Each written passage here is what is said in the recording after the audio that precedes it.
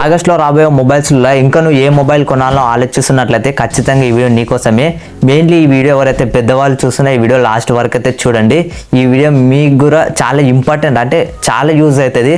So మీరు చాలామంది ఆఫ్లైన్లో వెళ్ళి మీరు మొబైల్స్ ఈ ప్రాసెసరు ఈ కెమెరాస్ అనేది ఎక్కువ చూడరు.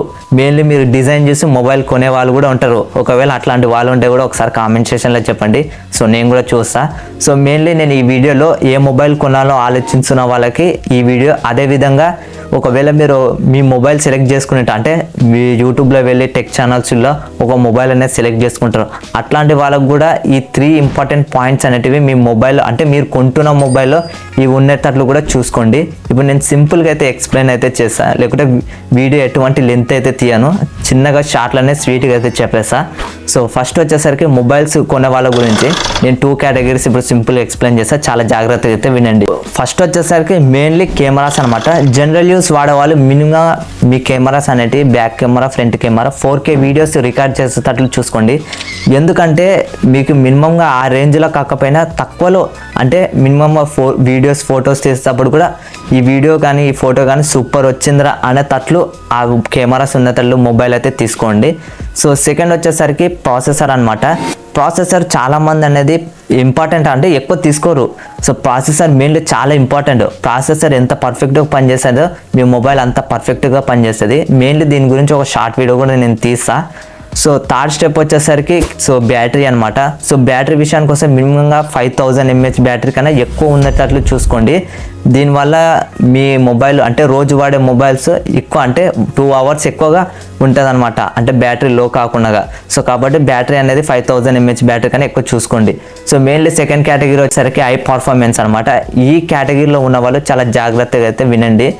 నేను చూస్తున్న వారికి అయితే చాలామంది ఏదో 18,000 19,000 అంటే ఈ రేంజ్ మొబైల్స్ కొని సో పబ్జీ ఫ్రీ ఫైర్ నాకు ఆ రేంజ్లో హై పర్ఫార్మెన్స్ అంటే ల్యాగ్ లేకుండా ఆడాలంటే అస్సలకి కాదు. మినిమంగా 20K to 25K ఇంకా ఎక్కువ కూడా అవుతుంది, ఎందుకంటే మీరు ఆ రేంజ్లో కావాలంటే.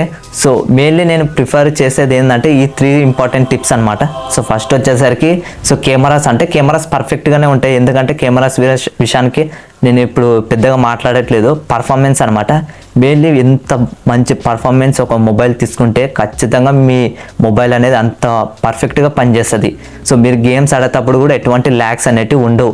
మినిమంగా మీరు స్నాప్డ్రాగన్ 8 Gen ప్రాసెసర్ ఈ రేంజ్లో అయితే చూడండి. ఒకవేళ లేకుంటే డైమెన్సిటీ 7400 లేకుంటే స్నాప్డ్రాగన్ 7400, అంటే ఎట్లాంటి మొబైల్స్ అంటే రియల్మీ 15 Pro లాంచ్ చేసింది కదా, ఆ మొబైల్ అయినా కూడా పర్వాలేదు, ఎందుకంటే దాంట్లో కూడా మంచి స్పెసిఫికేషన్స్ అయితే ఉన్నాయి. సో కాబట్టి అట్లాంటి మొబైల్స్లో కూడా ఒకసారి రీసెర్చ్ చేసుకొని తీసుకోండి. మెయిన్గా ఈ 3 పాయింట్స్ అయితే మీరు ఖచ్చితంగా చూడండి. మెయిన్ ఒపీనియన్ ఏంటంటే మొబైల్స్ కొనేటప్పుడు మీరు రివ్యూస్ చూసారని లేకపోతే మీ ఫ్రెండ్స్ అండ్ ఫ్యామిలీ ఎవరైనా సజెస్ట్ చేశారని అసలు వినకండి.